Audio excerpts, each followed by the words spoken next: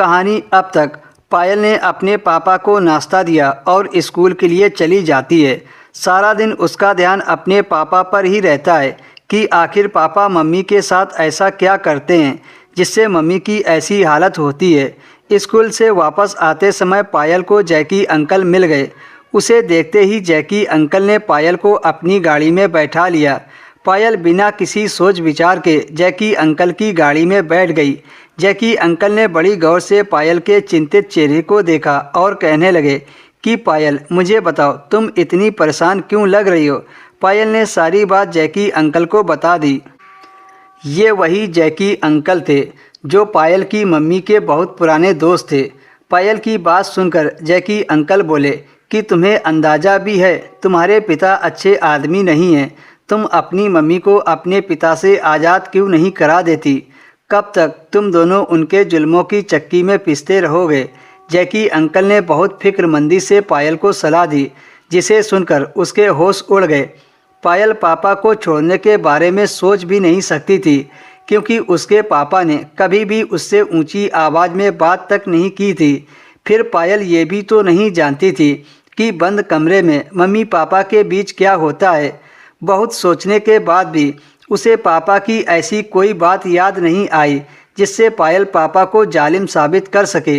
लेकिन मम्मी की आंखों में बहते आंसू पापा को जालिम साबित कर रहे थे। जैकी अंकल पायल को स्कूल से लेकर घर आ गए। मम्मी उन दोनों को देखकर खुश हो गई। पायल अपने कमरे में आ गई। वह सोफे पर बैठकर काफ़ी देर जैकी अंकल की बातों को सोचती रही। मम्मी को पापा के कमरे में ना गए हुए 4 दिन गुजर गए थे और 4 दिनों से उसकी मम्मी पायल के कमरे में सो रही थी।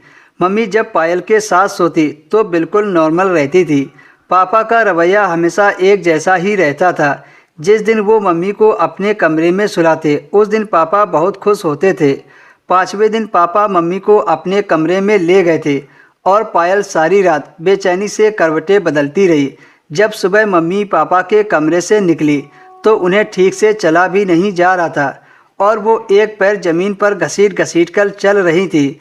पायल ने मम्मी से पूछा कि आपके पाँव में क्या हुआ, तो उसकी मम्मी ने कहा कि छोटी छोटी बातों पर ध्यान मत दिया करो।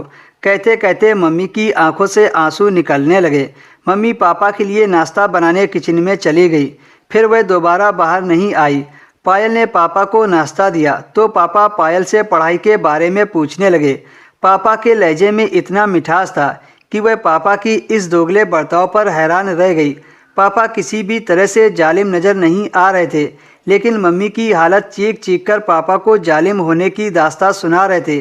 पायल ने पापा से कहा कि मुझे मम्मी के बिना नींद नहीं आती है और आप मम्मी को रात में अपने कमरे में ना बुलाया करें। पायल की बात सुनकर पापा मुस्कुराए और कहने लगे कि मैं तो कभी तुम्हारी मम्मी को अपने पास नहीं बुलाता हूँ। मेरी भी तुम्हारी माँ पर कुछ हक है, मैं उनसे बहुत प्यार करता हूँ।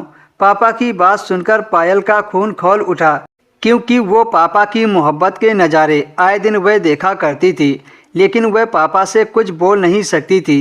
एक दिन पायल सच जानने के लिए अपने पापा के साथ लेट गई। फिर पापा ने मम्मी समझकर पायल के साथ जो किया उसे सुनकर आप सभी के होश उड़ जाएंगे।